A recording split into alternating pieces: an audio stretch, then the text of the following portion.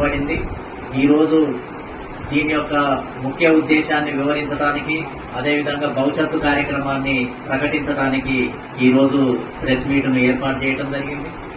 ముఖ్యంగా national political justice front యొక్క ప్రధాన ఉద్దేశం, మరి ముఖ్యంగా తెలంగాణ రాష్ట్రంలో కాంగ్రెస్ పార్టీ, అదేవిధంగా గతంలో పరిపాలించినటువంటి బీఆర్ఎస్ పార్టీ, బీజేపీ పార్టీలు, 3 పార్టీలు కూడా విఫలం కావడం జరిగింది.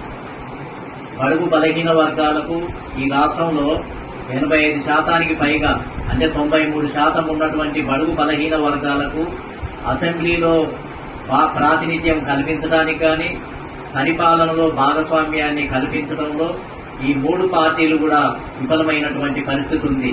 కేవలం 1-2 కులాలు, 1-2 వర్గాల యొక్క ప్రయోజనాల కోసమే, వారి యొక్క ప్రాతినిధ్యంతోనే ఈ రాష్ట్రంలో పరిపాలన జరుగుతుంది.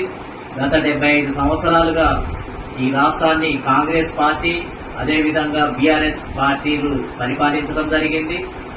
ఇన్ని సంవత్సరాల తర్వాత కూడా ఈ రాష్ట్రంలో ఉన్నటువంటి దాదాపు 60-70 ప్రధాన కులాలకు ఒక ఎమ్మెల్యేను కూడా గెలిపించి ప్రాతినిధ్యం ఇచ్చినటువంటి పరిస్థితి రాష్ట్రంలో లేదు. అంటే గెలిచిన వాళ్లే గెలుస్తున్నారు. ముఖ్యమంత్రులు అయినటువంటి రెడ్డి వర్గమే మళ్లీ ముఖ్యమంత్రులు అవుతున్నారు, వెలమ వర్గం వాళ్లే మళ్లీ ముఖ్యమంత్రులు అవుతున్నారు.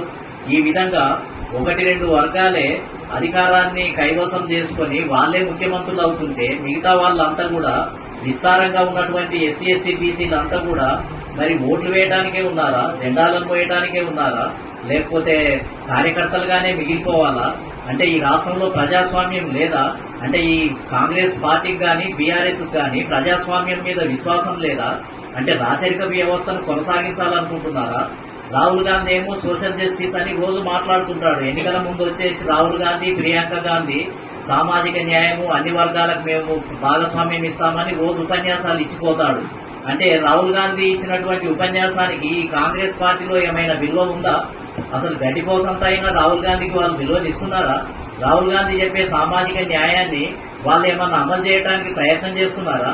అంటే మళ్లీ రెడ్డి, వెలమ వర్గాలకు మాత్రమే కాంగ్రెస్. రాహుల్ గాంధీ ఎంత చెప్పినా, ఎంత సెక్యులరిజం గురించి చెప్పినా, ఎంత సమానత్వం గురించి చెప్పినా, ఇక్కడ ఉన్నటువంటి కాంగ్రెస్ పార్టీ 1-2 వర్గాలకే ఎమ్మెల్యే టికెట్లన్నీ పంపిణీ చేస్తుంది, వాళ్ళ పరిపాలననే కొనసాగిస్తుంది. అంటే ఇది ఏం రాజ్యం ఇది? అంటే ఎవరిని మోసం చేయడానికి చెప్తున్నారు కాంగ్రెస్ పార్టీ? అంటే